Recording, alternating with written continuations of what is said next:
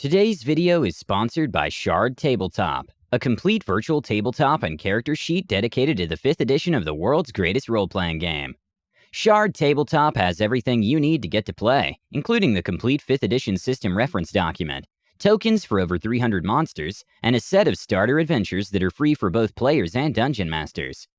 Session 0 can take hours just for rolling characters, and not doing it in person can be even more challenging. Shard Tabletop has the most intuitive and streamlined character creation process I've ever seen, which can really be beneficial if your DM is killing off characters like extras in a horror movie. Looking for inspiration? Check out the marketplace that has hundreds of the best campaigns, from top 5th edition publishers and indie creators. Playing D&D online doesn't have to be a horror story. Use Shard Tabletop for your next session and take your campaign to a whole other level. When I beat a bully at his own game with a high-strength wizard. Hi everyone, All Things D&D is back with another story. Some people are bullies in real life, and some people are bullies at the game table. This story is the best example of a bully getting what they deserve in the best way possible. Seriously, this brilliant move needs to be in history books on how to handle a bully the right way. Tell us about the times you handled a bully after listening to this fantastic tale. For a bit of backstory, I was a part of a large D&D Discord group that has since dissolved. It had 3 DMs, which we'll call Redbeard, Bluebeard, and Graybeard. Graybeard wasn't the worst DM in the world, but he was an old school player, and he had developed a certain mentality. If your character can do something, then they can do it. Just don't cry to him when it bites you in the ass. On paper, this doesn't sound bad, but I'm sure if you've played with problem players, you'll know just how bad that is. Cue our problem player. His name for this story will be Fred. Fred liked to play paladins. Nothing too weird, I like to play dwarves. The problem was that Fred would always try to intimidate the other players, especially when it came to loot. No, I don't mean rolling for intimidation. I mean his character would just pick up their weapon, point it at someone, and say something along the lines of, "If you don't give me that piece of gold, I will end you." Super edgy. Graybeard always enabled this. After all, there was nothing really stopping Fred from doing this, so of course he would. And whenever Graybeard DM'd, Fred would get progressively worse. You just bought a wand? Fred threatened you with his greatsword. Your character doesn't want to trigger the traps? Fred will inspire you with his warhammer. Your character can play music? Fred persuaded you to play his favorite song with his great axe. As someone who hates the idea of being a sidekick to someone else, this rubbed me the wrong way. Not helped by the fact that I was that bard that Fred persuaded, and my defiance was paid for with my blood. And I'm sure that did nothing to inspire a revolt against Fred. He never did this with the other 2 DMs. They'd have no patience for it. But he'd make note of who didn't go along with Fred, and when he could, he'd be sure to bully them harder when they played with Graybeard again. People complained to Graybeard, but he saw nothing wrong. They complained to Red and Bluebeard, but as long as Fred didn't try this crap in their games, they didn't care.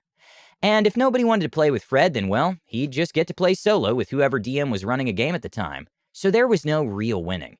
It was just that everyone felt pity for whoever was stuck at Fred's digital table.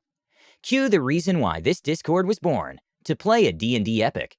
The 3 DMs were hosting a big adventure, and split the 12 players into parties of 4. And wouldn't you know it, I drew the short straw and was stuck playing at Graybeard's table with Fred. If we didn't play, we'd be left out for the rest of the epic. And so began rolling characters. My original plan was to just play a paladin, and be the unrelenting shield to Fred's spear. But as I began to put down my stats, I realized something. That's not the character I wanted to play. I had no intention of sacrificing my enjoyment just to try and stop Fred. I thought about just quitting the server, when an idea came to mind. First, I arranged my stats and made myself human. With some lucky rolls, I had created my ideal wizard. My intelligence with 15. Not bad, but my strength was a very respectable 17. Then I went to the DMs. I asked the DMs if my character could be decked out with a bunch of rings. Graybeard asked, magic items? No, just rings. They can be shiny and expensive or just cheap bands with marbles. Doesn't matter to me. Redbeard asked to see my character sheet, and after a little scrutiny, it was handed over to Bluebeard for a final ruling. He said, "Okay, this all checks out. You can have the rings, but they can't be magic or expensive." Perfect, but I want to be able to bluff and play them up like they are. Graybeard said fine, which I had expected, because after all, at his table, pretty much anything goes. And so the game had begun. The Graybeard party had introduced themselves in a tavern. They were Fred the human paladin, Todd, an elf bard, Joe, a halfling rogue.